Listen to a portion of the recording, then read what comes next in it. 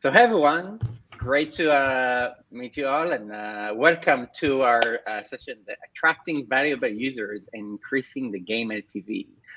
Yes. Now we have a great panel of people who are going to talk about this great topic involving a lot of things, from engagement, acquisition, monetization, app stores. We're going to talk everything about how you can increase the LTV and bring more valuable users. So to start, let's introduce our panelists. I'm Eran. I'm the host for today. I'm the CTO and co-founder at Singular. We're an attribution and marketing analytics product, and we help all the gaming companies grow basically with better data. With us, we have three panelists. I see that Dominique just dropped off. Hopefully, he'll come back again. But Nadya, maybe you can start by introducing yourself. Yeah, sure. Welcome back. Sure. So I'm Nadya. I'm from Adikteev team. Actually, I'm team lead of sales and business development department EMEA at Adikteev. Adikteev is all about driving post-install performances. We are not actually actively involved in user acquisition unless it deals with cross promotion, but we really focused on making the difference in terms of growth for our clients through programmatic upper targeting campaigns and external cross promotion. Awesome. Thank you, Nadya. Thomas, would you like to go next? Sure. Thank you very much, Eran, for the introduction. Yeah, my name is Thomas Kriebenick. I'm the CEO and one of the co-founders at Operator. Personally, I started releasing first mobile games as well as mobile apps around 10 years ago. Quite of them, or some of them, were ended up also being quite successful. And I was taking this as a starting point for building a company called Operator. What we're doing at Operator is we're helping in the field of app store optimization. So helping you guys better understanding where are your players coming from, who are the people, what are they searching for within the app stores when they download your game. And we're helping games and mobile apps all around the world grow. Okay, awesome. And Dominique, if you could introduce yourself. Yes, hi. Nice to be here. So I'm Dominique, co-founder, founder, and CEO of askblu.ai. So it's a SaaS machine learning solution to increase players' engagement in mobile games. So using real-time in-game personalization. So we are not, in the acquisition. We are working in-game. What's happening in-game. And our platform is not yet fully launched.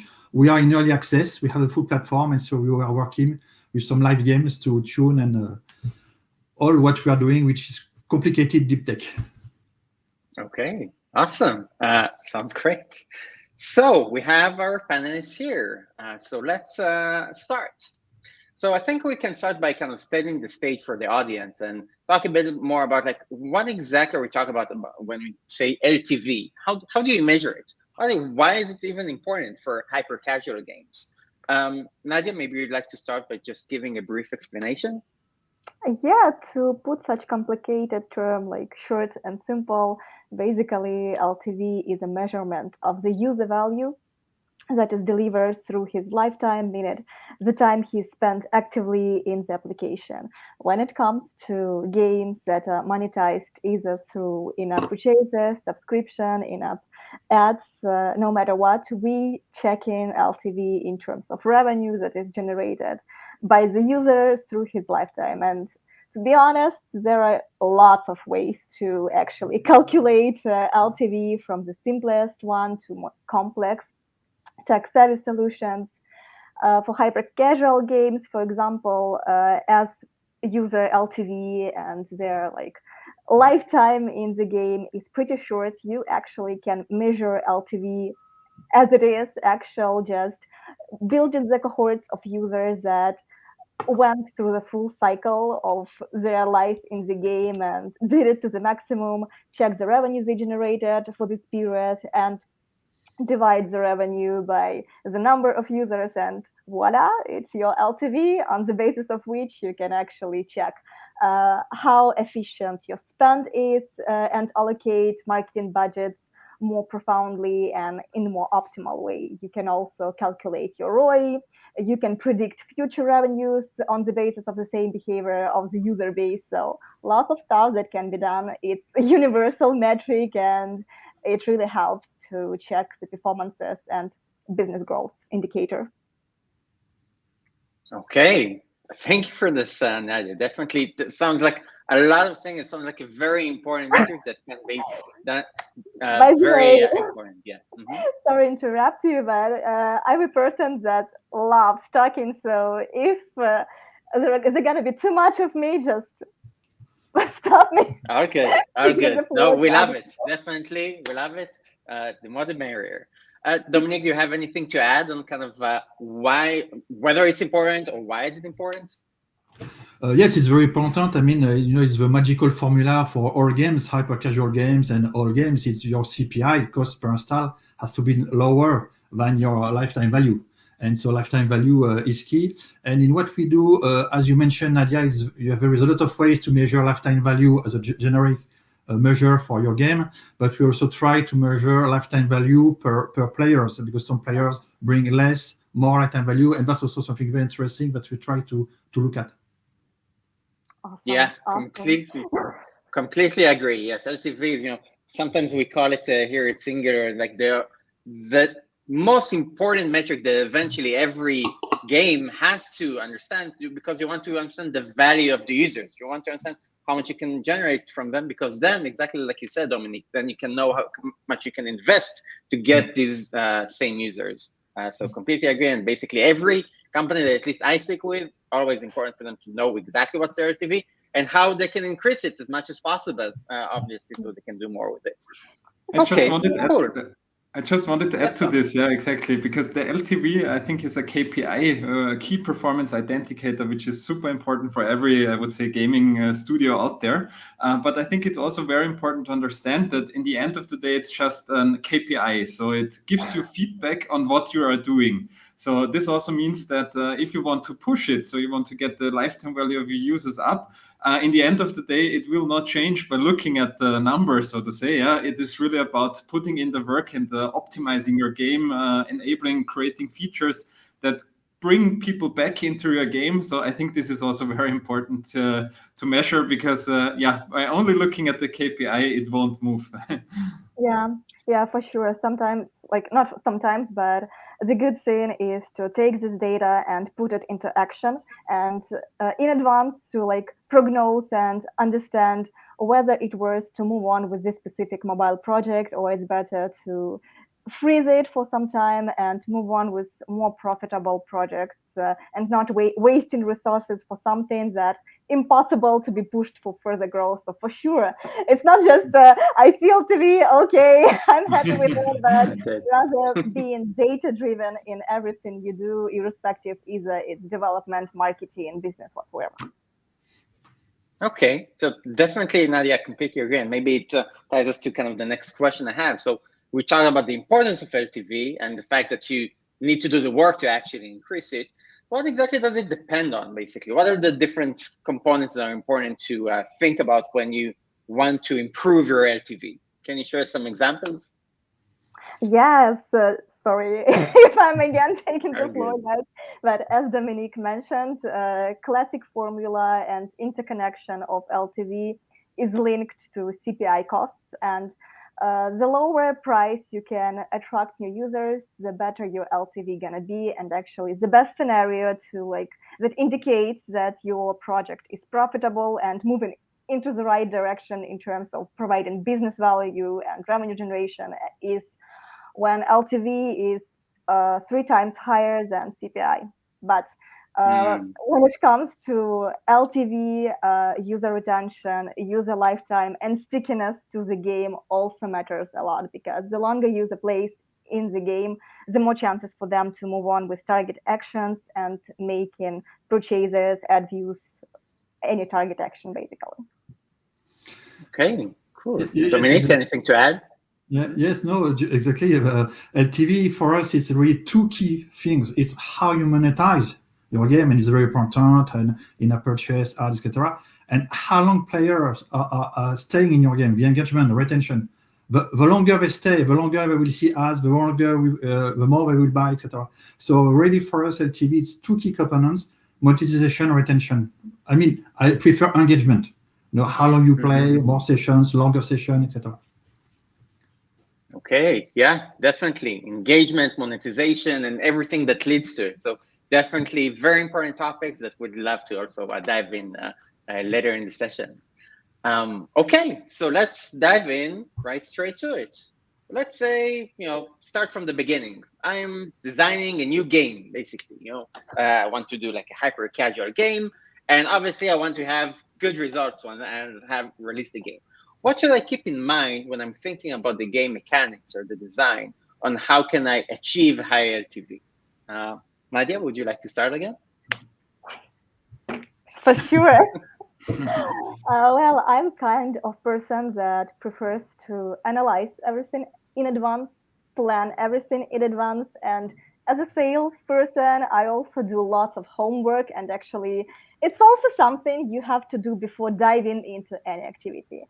So, especially right now when we see huge competition among different games, irrespective of its genre, you really have to understand the trends of the sphere right now and to take this as a base point to develop your game. You also have to consider in advance what kind of monetization you're going to be going through and through which way you're going to be earning money with this game, and to build the game around this monetization style.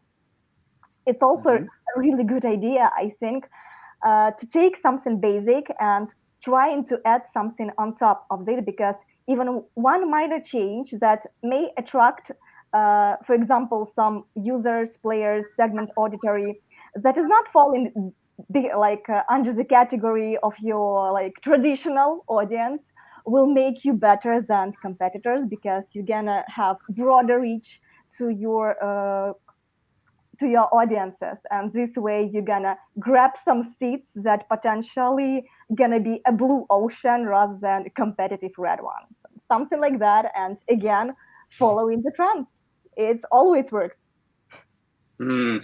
Definitely, always keep in touch with the existing trends. Completely agree with you on that. So Dominique, on kind of the same notion of the game design, I know you just mentioned earlier about the importance or how you break down the LTV for engagement and monetization. How do you think when you think about the game design, how could you, how can you design it the best way to improve these metrics later on? Yes, for us, that's the key of what we are doing. When you do the game design, you have to tune some parameters that will really impact your retention, your monetization. For instance, the difficulty of your levels. Too difficult, you are frustrated, and you don't come back. Too easy, you are bored. In hyper casual game, it can be the ad pressure. Again, too many ads, and you are frustrated. Not enough ads, you lose money. So the key in game design is that people are used to try to find the right balance, the right ad pressure for your overall audience of players. And what we do is do personalization, meaning that you can, for each stage, keep 3 difficulties. Your general difficulty, but one which is higher, harder, one which is easier. And so the platform will tell in real time in game to the game, okay, before a player is starting a stage, I predict that, okay, keep your difficulty or select the higher or lower one, because we detect a risk of frustration and boredom, so a risk of churn.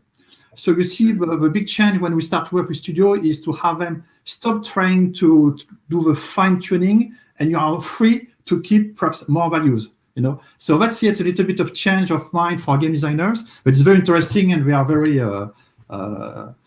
yes, it's a new way of thinking, but it liberates them a little bit.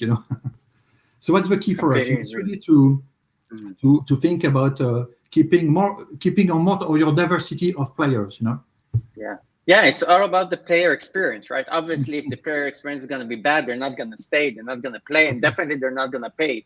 So I completely agree. It starts from the basics, making sure that the levels are designed in the best way, and to make sure that they have like a nice game eventually. Then you can start thinking about how to optimize the next areas, but completely agree with you on that.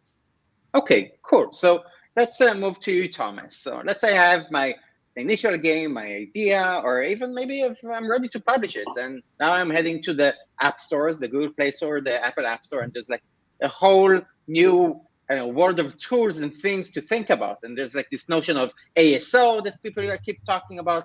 Can you give us the brief of what is exactly ASO and how can it help me attract valuable users, basically? Sure, yeah. So I think that this is one of, at least from my experience, one of the most fun and entertaining parts, because now we're talking about distribution. Yeah. So if we think of, we were developing our game, we did the prototype, we did some beta testing, we got in good feedback, and people kind of like what we have been building. And now it's about we want to bring it out and make it available to the complete whole world outside. And one of the cool things that we have as mobile game developers is we can use app stores to distribute our mobile games to billions of users on this planet. And the topic is, it's not about, like my game is finished and I now put it in the app store and everything out of a sudden with a lot of magic happens and I'm getting players who are playing and downloading my game and I'm earning money. And, that's maybe it was 12 years ago, when the app stores were really fresh, but nowadays, it's also, to be honest, a very competitive landscape. There are a lot of gaming studios out there. There are a lot of talented people creating really cool games. So this means you will be in a lot of competition. And one of the things that you as a game developer have is the topic of App Store optimization. Here is really the point, and I think this is very important to understand.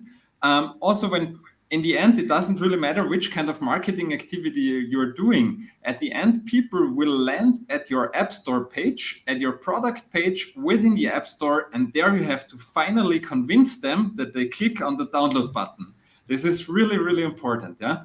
And the topic of App Store optimization can be split up now into two different parts. On the one hand side, looking at the conversion rate. So this really means you want to polish your App Store listing. It should look really cool.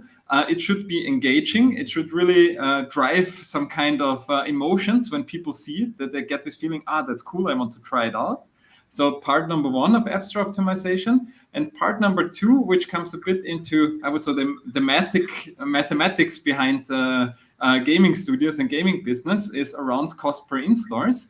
This means you want to also, or you have the possibility actually to optimize your game to be found on specific keywords. So this means people going into the App Store, clicking on the search icon and searching for something. And here it is very important to kind of understand, ideally, before you even think of which game should I kind of develop, what are trends that are currently happening within the App Stores? Because this is also, I would say, a quite common secret or known secret in some kind of way. Yeah? If you're able to target a trend, something that a lot of people are interested in and something a lot of people are searching for. So for example, right at the moment, I think we can say that Squid Game is a really mega trend all around the world. Everybody knows it. So you can be sure that also a lot of people go into the App Store and search for this keyword. And this now means if you have a game that somehow, like aligns with this theme, with this motto of the series, then you also have a really good chance, if you optimize your game also for those keywords, on the one hand side that you will be found, and on the other hand side that a lot of people will be downloading your game. And so I think that especially for hyper casual gaming studios, where in most of the cases you can be quite flexible with which theme are you going after. Is it something like, the last player survives, or is it medieval themed, or, there is a lot of different trends that are happening. This is something that you can really utilize for your game and try to nail something that is currently quite booming, because this will get you a lot of organic downloads, which means you don't have to pay for it, which also means that the equation that your cost per install needs to be lower than your lifetime value will also be a lot easier when you can get a lot of users you don't have to pay for at the end of the day. Yeah, Awesome. that's a perfect scenario. Yeah, and actually for most hyper casual games, these guys are doing an amazing job, because they really get users cheap, and tons like of installs coming for them. And yeah, for sure, following all these trends. I know that like for a couple of years, also adding some social elements, communicational style, communities, mixing different genres, also something that is explored really actively. So I'm always curious to see what's gonna be next. What is the next genre to pop up and to catch the attention of all the people? Oh yeah, it reminds me of like the craziness around Queen's Gambit back then, or the chess games. It suddenly really rose back there with the crazy install rate. So if you could kind of predict what are the next Netflix shows that are gonna come out that you want to have aim your game accordingly, I think you could probably earn some money from it. Great examples there. I think game developers should also hire some Netflix geeks to spend time watching shows and can predict what's gonna pop up next and boost in terms of watchers. I think by the nature, there's a lot of overlap of game developers and people watching Netflix shows. So I think there's a natural good fit. It's just, like about being curious and trying to, I think the Champions League kind of is if you can really predict what is going to be the next mega trend that is happening. And obviously, if you're one of the first ones that can ride such a wave, that's where you want to be. But anyway, after 2020, I think more and more people can be like titled as a masters in Netflix or gaming. We all have chance. Okay, so still on the topic of we talked about the trends, and you've mentioned also kind of the math behind it, or kind of the testing behind it. There's like this new capabilities that came up around iOS 15 of the custom product pages. Maybe there are other tools. I mean, can you explain a bit about the different mechanics or the things that you can do to test new ideas there? Sure. So here is I would say on the high level, we have the differentiation between App Store optimization, which is really targeting the organic traffic. So this is really the people that go into the App Store. They have some kind of intrinsic motivation. They're searching for something. And that is a really good thing, you as a game developer, you as an app developer, you don't have to pay. If people then click on your app and download it's for free. Yeah. And on the other hand side, we have the topic of paid user acquisition. This, in other words, means you have to pay ad network out there. So let's, for example, say you're running ads on Facebook. And every time somebody sees your app, Facebook tracks it. And when somebody clicks on your ad, you are being charged for this one click of the person who clicked on your ad. So this is, I think, on the first side, so to say, the big differentiation. And with the changes around iOS 14.5 and now also iOS 15, one of the, I would say, big, especially for somebody like me who is very much in this user acquisition space, I would call it one of the biggest earthquakes that we have ever seen in this area, was initiated by Apple. Yeah, because they were saying we're not giving too much user information outside to ad networks, for example, anymore. We want to keep this more internally. On the one hand side, they argue because we can provide better value to our customers. We can also provide better transparency, privacy, and so on to our customers as well. But on the side, I think it's also quite a known secret that Apple is also very motivated by money. And this is one of the things that they also think, okay, how can we earn more and maybe also get more into the ad space? And one of the things to do this is they were introducing they didn't release it yet, but fingers crossed that it will happen still in October. Custom product pages. What this means is that you as an app developer and game developer have the possibility to create different versions of your store listing. We could call them different landing pages. This gives you now the possibility that you can optimize each of these landing page to a specific theme. This could now be, for example, you want to attract specific target audiences because your game, you know that your game is being played by children as well as by female adults. So two very different target audience, which you also need to speak in a different language to, which means you need to create different screenshots that are appealing to those target audiences. And with the help of the custom product pages, you can create those for the first time, so to say, in the life of the App Store, that you really can create 2 different pages in this regard, or up to 35 actually.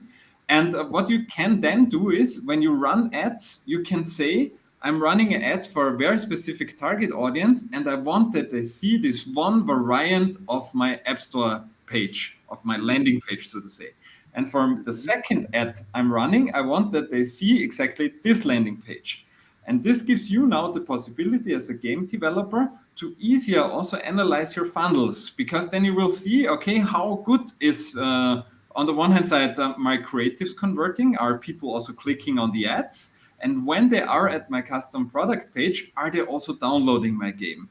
And this gives you a lot of insights in your marketing activities that you can use to really figure out where can you get your most valuable users and players from, which once again goes into this play. If you can decide, I get a lot of people who don't give me money versus I get only a handful of people, but they give me really a lot of money, then I would probably decide to go for the ones that give me a lot of money.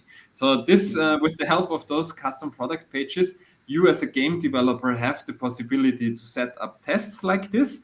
And at least it sounds it should be quite doable, so not too much of rocket science needed. But Apple hasn't released it yet, so still a bit of uncertainty when it will come and how it will behave.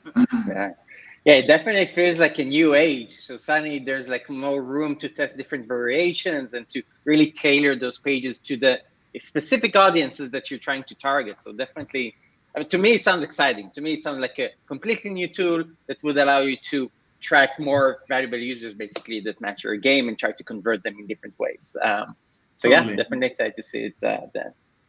Okay, cool. Dominique, maybe we'll move to you now and kind of think about the next stage in the life cycle of the game. So let's talk about acquisition now. So I have my game published in the App Store, started preparing my product page and everything. And now I want to think about acquisition, buying users, thinking about targeting. What do you feel is important when we think about kind of targeting users, starting your campaigns there? On our side, we are not acting on the acquisition by itself. But yes, the importance of acquisition, the fact that you acquire from different channels, as you said, you try different channels, it impacted the way we developed our solution. And so, as you understand, we build like a machine learning model of all the players, what they are doing. But the way we work is we update this model almost every day. Because, as you said, players might change, you might change some acquisition channel, and so you might have some different behavior. And so that's very important. That's why we do real time, but also that we update every day, almost every day, the machine learning model of each game. But the impact for us. Again, we are not, on the acquisition. There is a lot of stuff in the acquisition, a lot of people. We are really focused on in-game, what players are doing in-game, and what each player is doing, and how to increase the engagement of each player. I see. Okay, so then moving then to you, Nadya, what do you think is important in the user acquisition and targeting side? What are the best practices there? Well, again, do your homework, test and learn. Right now, actually, it's not a big deal to launch user acquisition, retargeting, any campaign, because you can simply Google it, follow the initial guides how to launch a campaign on Google, on Facebook, for example, which actually can be started with really pretty minimal budgets because the algorithms allow to optimize campaigns on the basis of 50, 100 target actions needed to then go on with it. And if you're like a newcomer in marketing, you're gonna have time to play with user acquisition campaign, play with different targeting options with minimal budgets and meaning with less risk, and slowly and gradually start scaling it. There is always option to actually transfer those user acquisition activity to paid channels, because from one side you can keep everything in-house and connect directly to some SSPs and RTBs and buy their placements to push your ads. Alternatively, you can reach out to programmatic provider in user acquisition and get rid of all the unnecessary hassle, and again enjoy the results of the marketing campaign. Targeting is, of course, really, really crucial, and again it brings us to the point, from the very start of building any product, you must understand who's going to be your target audience and who might be like the most valuable user for you to reach out to and to build your marketing campaigns around. Because shooting in blind for each and every people might not work the way you want it to be. And again, you can easily follow your competitors. Example, it's standard business case, just follow competitors' flow, making some reasonable adjustments with respect to your game peculiarities, follow the performance you're receiving from these campaigns. Again, act accordingly, make all the alterations needed, analyze everything, and you get to the results you are looking for. Maybe to add on here, yeah, also a great source, especially for newer gaming studios, which are also new entering the field of user acquisition, who get some budget from investors or from family and friends, and now have the possibility to actually run ads and get more users to their games. One of the things that we also very often hear from people that we're working together with is the question, okay, how should I start? How should the creative look like? What should the video contain? How should I build it? What is best practices and so on and so forth? One of the good free tool that you can use there is the Facebook ad gallery, which you can use to spy on the different ads that your competitors are running, or you can also search for very famous mobile games out there and really check out which kind of ads they are running.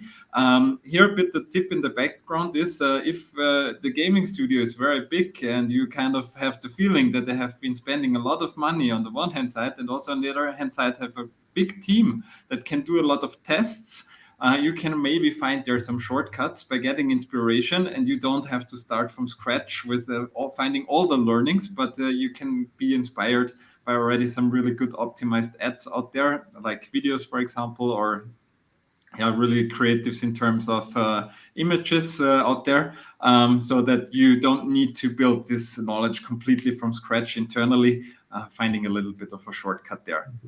Yeah, for sure. But again, there are situations when something that works for one game might not work the same Totally way true. for the game within the same genre. So anyway, it's better to keep a close eye on the performance indicators. Exactly. Right. It's all about testing, finding ideas, getting inspiration, but definitely not assuming that everything is going to work, and monitoring everything. Completely agree there. Okay, so you start talking about creatives and like seeing what would be relevant for your game. Maybe we'll continue with that topic. How important are creatives in attracting these users? How meaningful are these? And how do you know exactly what's working or not? Nadya, maybe we'll continue with you. So what do you think about these creatives, and how important are they? I love creatives, and it's also one of the major factors that affect your reach out to the audience, because this is a visual through which you want to catch them and push them, like trap them into actions you need from them. So you have to put lots of effort to ensure you have right image, right call to action, right like placements of all the buttons on this placement, ads, etc. Play with different formats, understand what works better on all. For gaming vertical, traditionally, videos, playables, engaging ads work really amazing, and you can play around it as well, especially when you have opportunity to shorten the user onboarding period through the ads. It is really the case for hyper casual games, because you have to get this user hooked. On the contrary, this is like kind of a tricky situation, because from one side, neither ads have to be replacement of the gameplay. On the other side, you also should be really careful without like not to create something super misleading. This is a very interesting situation. But again, in anything, you do A/B tests, you see how it works, what results you're receiving.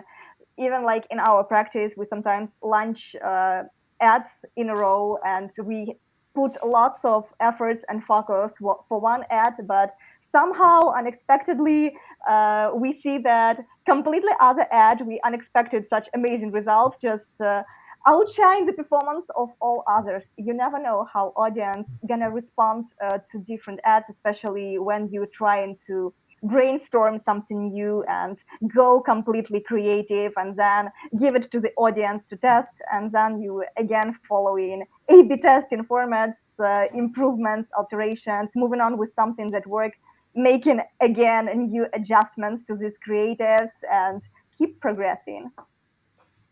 Yeah, wow, sounds like a lot of things you can do just to focus on the creative side. I completely agree that it's super important, especially with the privacy changes out there that are happening. Creatives become one of the important levers to really attract these important users, because you can really measure like which ones are driving more clicks than others. And from what I hear, it's becoming a more important practice of these companies. Yeah. Okay, so we're talking about the attracting users to get to your game. Now let's talk about the other side, how to monetize them in the best way possible. So moving back to you, Dominique, let's talk about monetization. What are the different ways to monetize your users? Are the ways to optimize this in the best way possible? Yes, so I will speak more about optimization of monetization. For instance, we are working on a very important subject for hyper-casual games, is the ad pressure of interstitial ads. You know how it works. You have to define a specific pressure, no more than five ads per session or 1 minute between ads. But this pressure that you give, it can be okay for Nadya, you like the game, it's okay. But perhaps for you, Eran, it's too much, and you will leave very soon. And you, Thomas, you like a lot the game, and you could get more ads, you know. So here, what we are working on is the same thing: is to personalize the ad pressure in real time in the game in order to maximize the number of ads that you will see in your lifetime. So you see, again, it's a matter of lifetime value. We might reduce a little bit the ad during these sessions, but we are sure that you come back and have more ads in further sessions. So, you know, that's the type of work that we are doing, and very interesting. Yeah, sounds super interesting and definitely important. Again, to get to monetize the best way, you want the user experience to be the most tailored to the player who's playing the game. Yeah. Exactly. Yeah. Anything to add there, Nadya, on kind of the different ways that you could potentially monetize? Yeah, getting back like to the basics again. Classic three options for the game to be monetized is through purchases, through ads, or through subscriptions, or hybrid way, which like combines everything mentioned above. For hyper casual games, it's obviously 90% and even more of revenue generated through ads, namely it's rewarded ads, video ads, and interstitials. And again, we are getting back to game development phase when you can think in advance of what gameplay session has to be to put those monetization ads into it organically for the user to be actually enjoying it, because interstitial ads is something you can skip. Rewarded ads, on the contrary, can be used like a rewarded action for the user, for them to progress in a game. And again, this brings us to necessity to think carefully about the creative user experience, user interface of the creative they're seeing, how you're placing those buttons to actually for user to click and claim for this rewarded video, for them to have ability to actually skip it as well, think about the placement, right time, and combine everything into the ready product. Then you also gonna make the most from it, because basically, if I'm not mistaken, on the basis of my experience of playing games, most typically put those rewarded videos interstitials after the end of gameplay or achievement of some levels. But again, if you want to push more ads, you have to think carefully, maybe to add some interesting ads and rewarded ad views in between the gameplay and active session to get more of it. So it's also hard work to follow, analyze, and test with your auditory, because different users gonna react differently to the ads. But anyway, for hyper casual games, most users are really more loyal towards the ads, because in the vast majority of cases, they are rewarded for watching the ads by progressing more actively with the game. Interesting.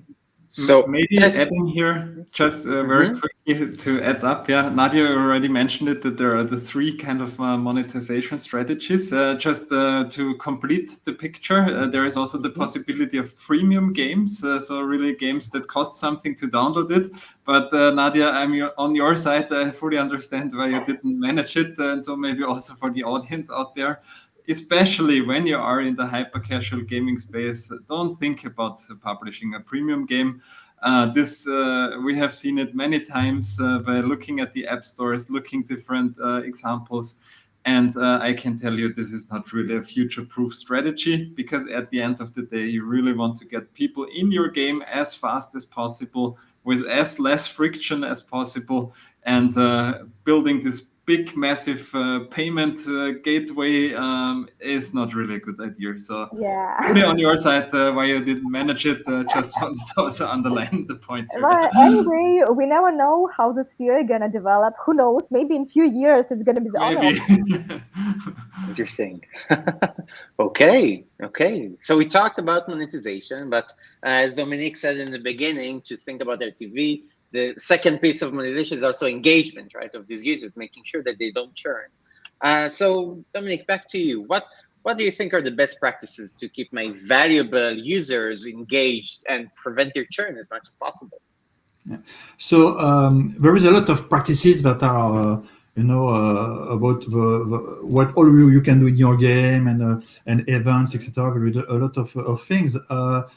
In what we do, again, we are targeting on what we call the game flow in a game. It's a key factor that can impact your retention, the engagement of players. I talked about it earlier. The game flow. So it's the difficulty of the levels. Once you have a lot of games, you have a lot of levels that you need to go through the levels, and the difficulty is very, very tedious to try to balance it. You use an analytic tools. It's very difficult, and one size does not fit all. So the key for us is to work on this personalization of the difficulty. We don't change your difficulty progression. What you want is just that at the right time, try to make it. It's a good time to make it easier or harder, because we detect that for this player, okay, he starts to be bored. Give him something to bite, or starts to be completely bored. So that's the key here. It's very interesting, because the reward that we give to the machine learning is increase the time in the game and increase the time of the sessions and decrease the time between sessions. So it's like a short-term reward. We cannot target like, will the player come back in 30 days? It's not possible. It's really because all this is very dynamic. You know what I mean? This idea of how you are in a game is very dynamic. It can change from day to day. So that's the key. The key in what we are doing is trying to work on this difficulty personalization, which impacts completely, the flow and the engagement of players. And okay, interesting. That's our contribution to this big area of retention and all you can do. Yeah, definitely. Personalization is always key, and kind of driving this experience again to get them hooked and as much as possible in the short term. Okay, Nadya, do you have any other recommendations or practices on like how to analyze the engagement? Well, again, understand how your user behave. You have to keep a close eye on what's going on with your game, what behavioral patterns may be indicators for the user to be churned. You have to really make yourself into the position of user and check in what's going on with them in the game, understand when and where they drop off. This is going to give you some clues to understanding why they're not engaged in the game the way you want them to be. So from one side, it can be tech issue, it can be a difficulty of different level passage. It might be possibly that it's too easy for them to play in the game. So it all depends. Maybe it's personal choice of user that the game is not under his liking, and in this respect, there is no way for you to push them to play something that he's not like, especially if there is a case for him to get to the game with some misleading ads and having some expectations about the game which are not the way as he wants them to be. So understanding what's going on and why users are not engaged, gives you more like profound background to build strategies around the way of keeping users engaged. And again, this brings us to three classic strategies of moving on with working with user engagement is improving the game itself, working with remarketing strategy, retargeting includingly, and potentially cross-promotion, because more and more publishers have more than one title in their portfolio, and it's possible to leverage the benefits of cross-promotion as well. Interesting. So yes, sorry, Dominique. Yeah, just also let's not it's important to say that the first 1 or 2 sessions are very important. Yeah. How retention rates works. Like half of your players are out the day after. So the first sessions are very important. They depend on a lot of stuff. You just discover a game. You like the look and feel. The IP, there is an IP. There is a lot of stuff. And for instance, it's so difficult that, for instance, in our solution, we don't personalize in the first 2 sessions. We wait 3 sessions to start to personalize, because we don't it's too difficult to do at the beginning because there is so many factors that can impact. But this first time user experience, the famous few, is very, very important to, as you said, to work and to try and to test.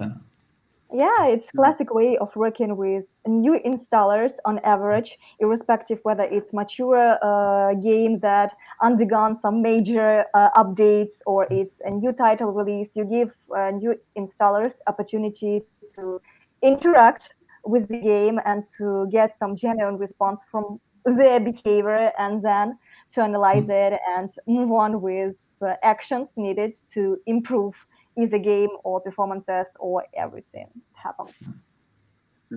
Interesting.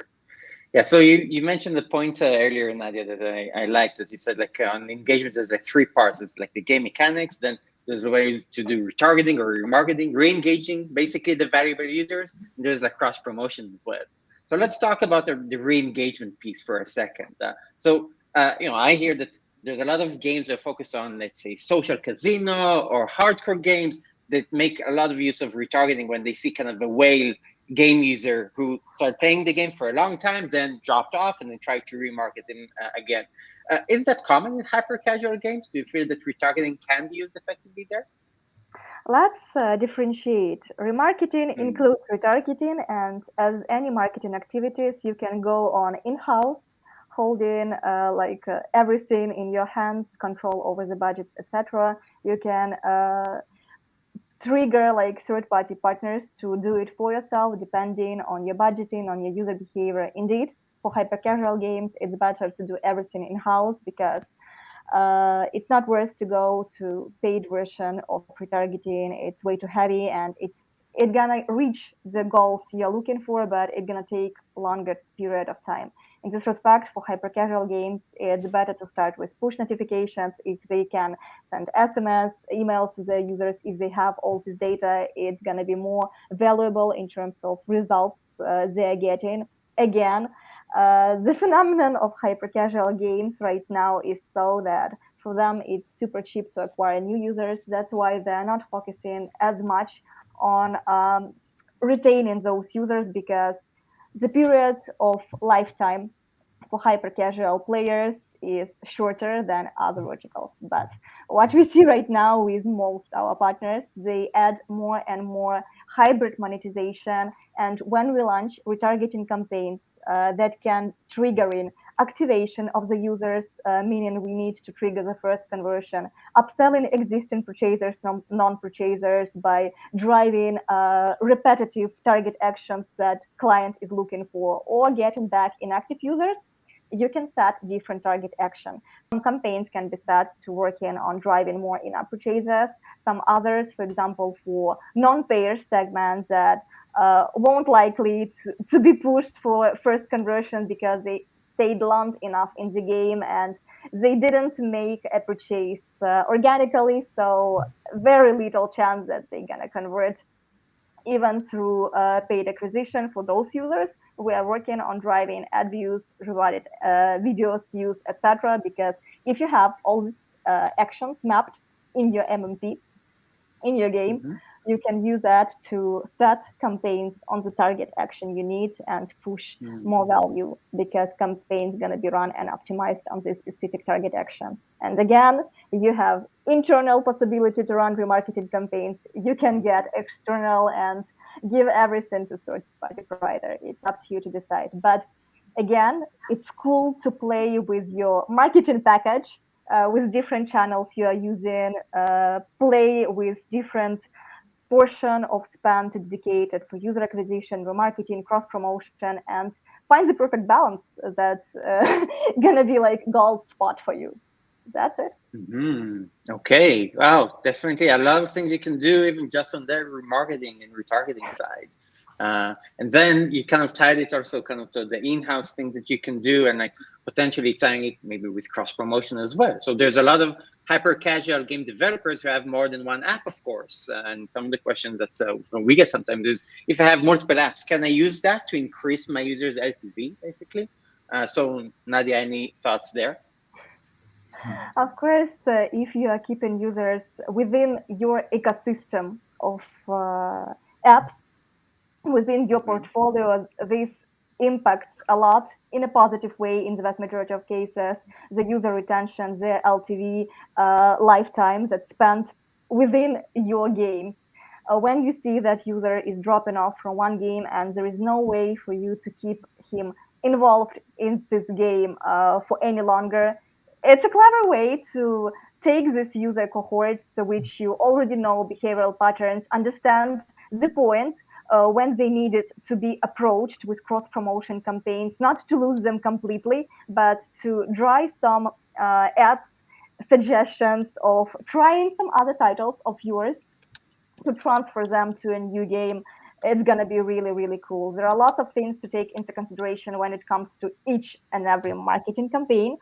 But it really works amazingly. Again, you have to do lots of research. You have to do smart segmentation of your users and make it work for you.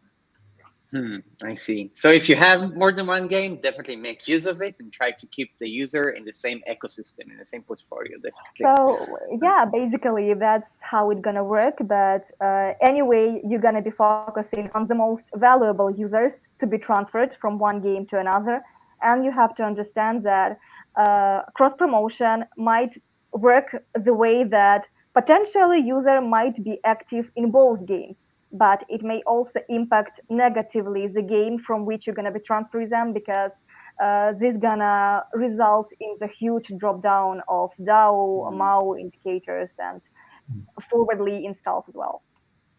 Okay, so still keep monitoring your KPIs and making sure that you're not doing something worse. It's always like a must to check cross churn rates, basic indicators of performances of your games. So it's always a must to make analysis out from everything. Okay, so we're just getting close to the end of the session. I have maybe time for one more question. So before we get to the key takeaways, there's the whole topic of predicted LTV that we hear everyone talking a lot about. Obviously, also we on the analytics and measurement side, we also have analyzing it and connecting it with the marketing results. Dominique, maybe you can speak a bit about what is this predicted LTV and how it can help you, basically. Well, I can tell you how we are working on it. In our platform, we have for each player his lifetime value, the equivalent of a lifetime value, how much money he brings from in-app purchase, etc., for each player, which allows us, again, when we do machine learning, to optimize the prediction based on increasing the LTV. You know, that's very interesting, because when you think about your global LTV, but you know, the players, some have a very big LTV, some have smaller LTV, and the key is to increase the LTV of players who have smaller LTV. So yes, LTV is important. So we do LTV prediction, but really in-game players versus players through our machine learning. We are not doing the traditional pre-launch prediction in order to to have a. I see. Hope it's clear enough. Yeah, definitely. But in any case, trying to create these prediction models to understand what's your predicted LTV is definitely important for you to try to understand your results even earlier than when you get to the end of the lifetime of the user. I think that's kind of a key metric that a lot of companies are trying to aim for. Now, I think we're just getting to the end of the session, but we did want to summarize with the key takeaways, a summary of the top tips for each one of the panelists to talk about what can you do to attract your valuable users and increase your game LTV. I have this slide to maybe just summarize and see kind of from in just like a couple of sentences. Each one of you can just share your key takeaways from this session. So Dominique, would you like to start? Yes, very, very simple. I think for us, big takeaway is that it's like a new paradigm where you not just think about the average players in your game, but now you can start to think about all the diversity of your players. I think that's the key, like so a little bit of change of mind. That's what we see with the studios we're working with. So I think for me, that's a little bit of a key takeaway of this. Now you can think about all your players and try to please all your players. I don't like to get them hooked, but to please all the maximum of your players that you brought to your game. Personalized for sure. Thomas, next. Yeah. So kind of once again underlining, I think that research, what is happening currently within the App Store, what are some trends, not only within the App Store, but I would say really happening all around the world. Maybe also what are the mega trends that are happening out there. If you're able to already incorporate this within your game development process, and it will, at the end of the day, be just so much easier if you're hitting a trend and you elaborate on this trend and improve your game and bring it out to the masses, compared to when you're working in a super niche and you just have to convince a lot of people that what you're doing is cool. So therefore, key takeaway, do some research, and this can save a lot of time. Definitely. I'm going to look for the Squid Games later on in the exactly. App Store. You can use Operator for that, by the way. Sounds good. And Nadya, lastly, any key Yeah, takeaways? Yeah, thank you. So I'm really fascinated by marketing sphere. On average, we are undergoing really major changes all the time. It's not actually out of the ordinary that we have these earthquakes that reshape completely the digital marketing sphere, and that's why actually I love it. Take everything, even bad stuff, as an opportunity. Question everything, because then you're going to be having opportunity to see different steps and different solutions for different kind of problems, because problem is not something critical even when you think that it's an end of the world. There is hidden opportunity to be explored and taken advantage. Also, when you do lots of analysis, research, and rely on data you see, it also simplifies you the way to success, because understanding of things allows you to act in a way that's gonna deliver the results you are looking for. And it's a must to be open-minded, curious, and really open to different experiments, because test and learn approach allows you to reach better results rather than following some templates and examples of someone else. That's it. Okay, summarizing it perfectly, definitely. Perfect combination between data analysis and creativity and finding new opportunities. Okay, that's all the time we have. So thank you everyone for joining us. Thank you, Nadya. Thank you, Thomas. Thank you, Dominique. And thank you all the listeners and viewers for the session. It was a lot of fun for me as well, as always. And thank you everyone for joining HGC. Okay. Thanks for having us. Thank you very much, Eran, for moderating. Bye-bye, guys. Bye-bye. Of course. Bye-bye.